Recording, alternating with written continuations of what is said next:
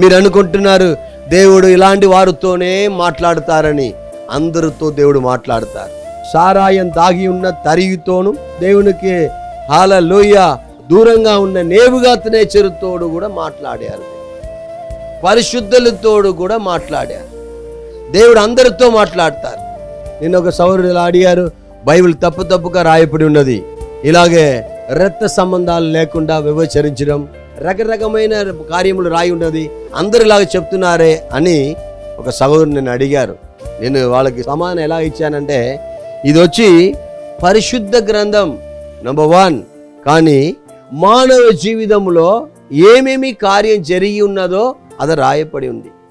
రాసి ఇలాగే జరిగింది కాబట్టి మీరు కూడా ఇలాగ చేయకూడదని చెప్పి ఒక్కొక్క కార్యం అలాగ రాయబడి ఉన్నది. అలాగే కోరాగతో కూడా దేవుడు మాట్లాడారు. ఆయన దేవుడే ఎరగలేదు, లేకపోతే దేవుడు చర్చి విశ్వాసి ఏమి కాదు. ఆ రాజుతో కూడా దేవుడు మాట్లాడి ఆయన బలపరుస్తున్నారు.